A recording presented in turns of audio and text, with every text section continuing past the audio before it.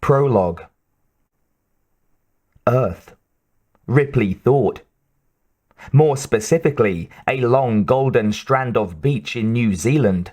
The first flat, open piece of land she and her companions had spotted in their wary, wide-eyed descent.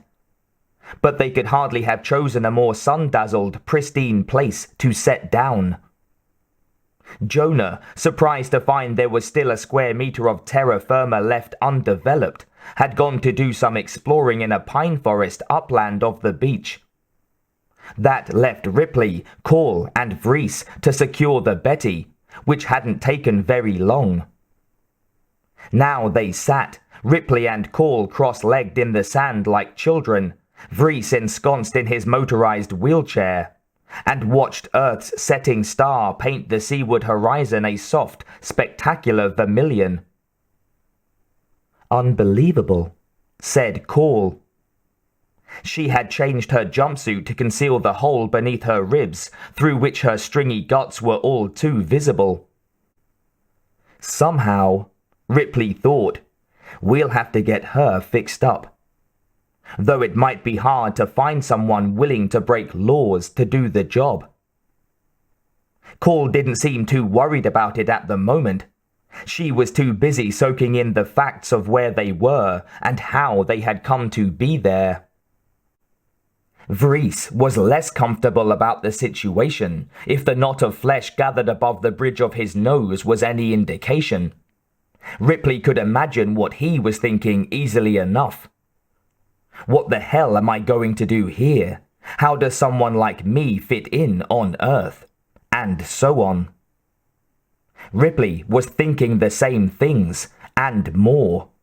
For instance, what would Earth's government do when it realized who and what she was? How would the military react now that she had escaped their secret little science project? Would it disavow all knowledge of the stupidity that doomed the Auriga? Or would it try to snuff Ripley out before she said too much about it? Of course, she could try to elude the government and the military. There were ways to do that, even on Earth, or so she had been told. According to Call, there were enclaves on the homeworld that might be willing to take them in. People who had discarded their corporate existences in favor of a life in harmony with nature. It might be comforting to live among such people. And to forget about death for a while. Out of necessity, it had been Ripley's companion for years. Hundreds of them, apparently. But it didn't need to be that way anymore. She had earned a respite by destroying the alien threat. True, Ripley had believed it destroyed before, and it had still managed to reassert itself. First on Acheron, then on Fiorina 161, and finally in the military laboratories of the Auriga. But as far as she knew, the last drops of alien blood in known space were the ones flowing in her own veins. And for lots of reasons, she wanted them to stay there. As for the Betty, she had been useful to them, no question, but Ripley wouldn't care now if the ship were peddled for scrap. The Betty's owner, a razor-edged man named Elgin, had been thoroughly gutted by an alien on the Auriga. They could leave his ship on the beach like a monstrous shell washed up by the tide, and no one in the galaxy would balk. Except Jonah, maybe. After all, he had a shopping channel habit to feed. If he let the Betty go for nothing, he would be passing up an opportunity to line his pockets. "Hey!" Ripley heard someone call out. Turning, she saw Jonah descending a bluff, leaving long furrows in the rose-tinted sand. Speak of the devil, she thought, dredging up a phrase from her predecessor's life.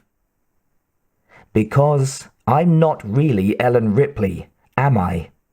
Not any more than the beast they dug out of me was the embryonic queen I incinerated on the prison planet.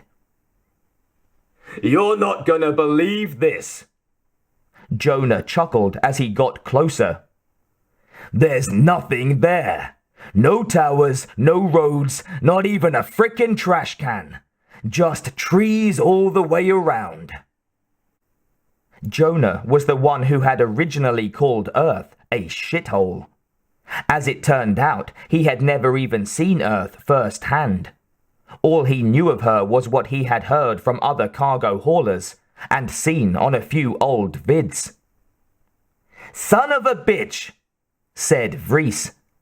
"I was hoping to get drunk in one of them fancy revolving restaurants and throw my guts up." Then the two of them laughed in each other's faces. "That's amazing," Call remarked. Not so long ago, Jonah was using Vriess for target practice, and Vriess was threatening to kill Jonah in his sleep. Now look at them.